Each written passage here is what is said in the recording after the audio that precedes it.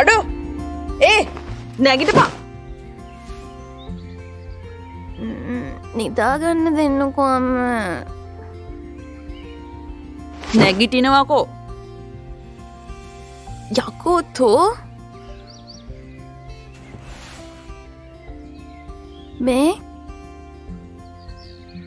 ඊරෑ මොකෝ බං උනේ? බලා කොහොමද බං ඔහොම කෙලින් කඳෙන් ඉන්නේ?